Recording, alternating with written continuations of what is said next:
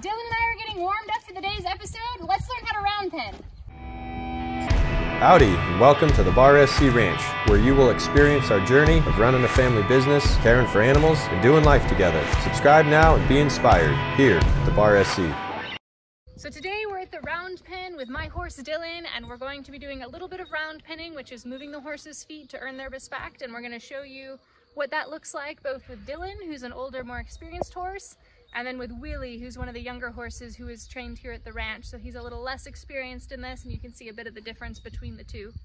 We're going to throw Dillon and Willie in here at the same time, which is something you might not see in too many other places, but we really like it because it allows us to get a little better at distinguishing between giving cues to one horse or the other, and really refining our skills as the person round penning and refining how well our horses listen to us.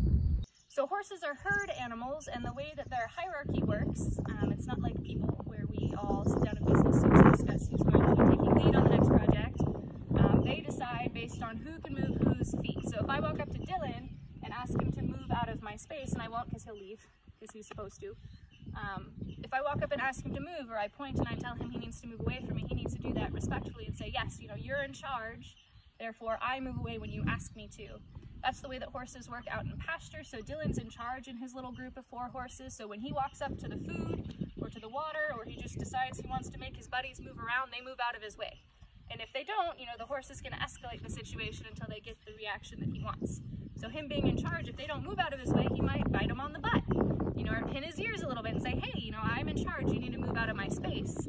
So horses work the same way with people. We ask them to move out of our space as a way of telling them, hey, I'm in charge, you move your feet when I ask you to. Because you really can't ride a horse that doesn't move or stop or turn when you ask them to. So if Dillon walks up to me and pins his ears and looks real angry and I go, whoa, you know, terrified, he's just won.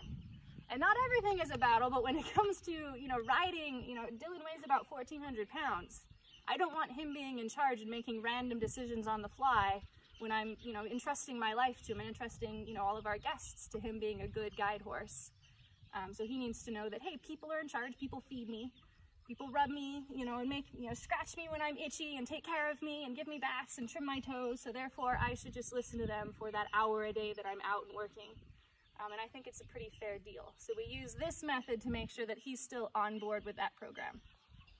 So now I'm going to start with round penning Dillon, keeping in mind that he's done this for several years, so he ought, you know, I'm going to expect a certain level of response out of him that maybe you wouldn't be expecting out of a horse that you're just teaching this method to. Michelle is going to be sitting down next to the camera and telling you guys what's going on in here. Her and I might talk back and forth for a moment to make sure that we're showing you the right things and showing you what we're doing in here. But otherwise I'm going to get started with Dillon, and you guys are going to learn a little bit about how we round pen.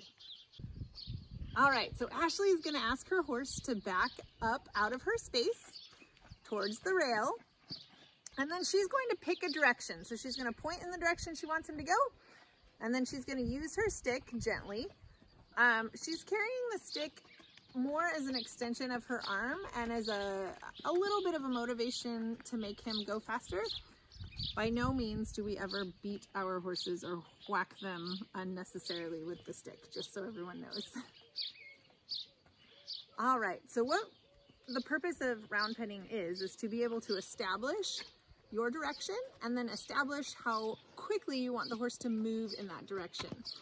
So Ashley's got her horse going at actually a kind of a lazy walk. She could make it even a more forward walk just by pointing up. And then she can ask him to walk too. And then she's only going to have to point, and he's going to pick up a nice forward trot. So obviously when you first start with a horse, it doesn't look like this. Dillon's been doing this for several years now. And so he's got it down pat. So whenever Ashley's ready, she's actually going to ask him for even a more forward trot. We do like our horses to stretch down like he was there for a minute. And sometimes he likes to canter off. I don't know if you can see him licking and chewing, but that means he's thinking. All right, so with round penning, we like to do lots of changes of direction because that helps the horse to think. So what Ashley is going to wind up doing is stepping in front of the drive line. So when we say the drive line, we're actually kind of talking about basically the shoulder area of the horse. If Ashley steps in front of the shoulder, that's going to draw the horse off the rail. And then she can ask him to turn around and go the other direction. We feel like it's really important to have the horse turn into you because it's a sign of respect versus turning into the fence where that's a sign of disrespect. It's really easy for a horse to turn into the rail to turn around. It's a lot harder to create that draw, to have a horse pull off of the fence and draw into you like that. And in a different episode, we'll bring in a young horse that doesn't know how to do this, and we'll show you how you actually kind of work through that, or how we kind of work through it. But for right now, this is a great exercise. So Dillon's getting a lot of, he's getting his body warmed up and ready to go to work on a trail ride or whatever Ashley wants to do today, dressage or jumping. But he's also really thinking, going to be responsive, listening to her cues. And it's a way we can kind of have fun with our horses. So once I get him moving at the walk or the trot, I like to try a change of direction. And when he changes direction, I want him to move and turn his head towards the center where I am. I never want him to turn with his butt facing towards me. If he turns in such a way that his butt comes towards me, that's always an option to be getting kicked. So you don't want your horse to ever feel like they're allowed to just randomly spin around, and face away from you, because that's what they would do to another horse in a herd when they're then going to kick them. They've told that horse, hey, back off.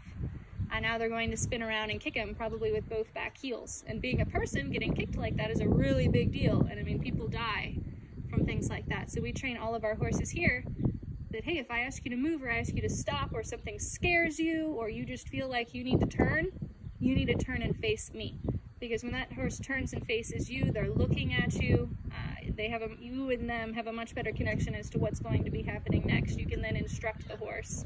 Whereas you can't do that if they're facing away from you and bolting off the other direction after giving you a concussion.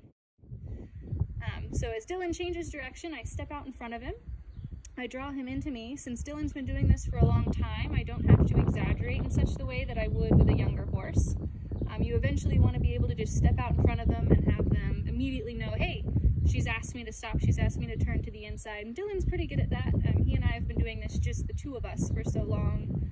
It goes a little bit slower sometimes if there's a lot of different people working with one horse, or the horse is just young, or you're a new person working with a horse. It goes a little bit slower. Dillon and I have worked together on this for 4 or 5 years now, so we're definitely on the same page, so it goes very smoothly. So when we introduce 2 horses into the round pen at the same time, you then have to take into account the energy levels of both of the horses that you work with. So with Dillon and Willie, Dillon tends to be a lower energy level when we're round penning. He's just done this so much. He's very confident what he's doing. He gets to the point where actually he needs to speed up more so than he needs to slow down. So I'm usually having to use a little bit more energy with him just to convince him that he actually does still need to do it. I get it, you're old, you know how to do this, but we still have to work through this. You still need to listen. Whereas Willie's like, yes, I'm going to do exactly what you want. But sometimes he does it without waiting to hear what you want. He kind of takes that guess and goes, oh, wait, I know exactly what you want me to be doing. And he goes off and does it. And so you have to be a little bit more slow, a little bit more straightforward with him and making sure that there are no miscommunications. So with the 2 of these guys, I'm going to be a little more high energy with Dillon and then try and balance that out with a bit of lower energy with Willie.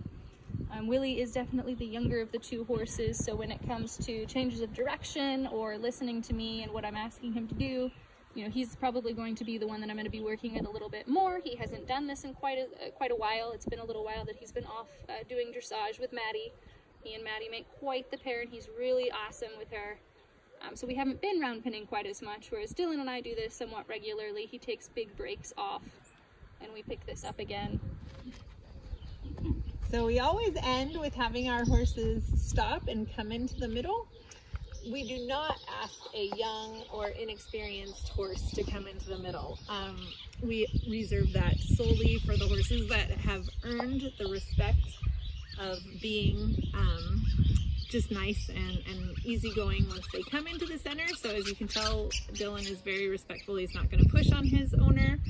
He's not going to run her over. He's not going to be just kind of mean in any way. And then we love it when they follow their people around. So it is a little technique known as join up. And once the horse is willing to accept you as the person, as its leader, they will follow you around. It's much more fun being with me than it is running around the outside of the round pen. Dillon figured that one out really fast. Okay, Ashley, change of direction. Da-da-da-da. There you go, good. Make sure you turn towards me. Keep your butt to the rail. Let's go, Dillon. He thinks he's supposed to be following me, apparently. Oh, he's round bending me. Oh, change of direction. I'm still following. I'm still being round bent. Thanks for joining us today with our round penning videos and our horses. Keep your eyes out for new and more videos coming on how we work with our horses. If you enjoyed this video, we'd love to hear from you. Like and subscribe and leave us a comment about what you might like to see in future episodes. We'll see ya back on the ranch.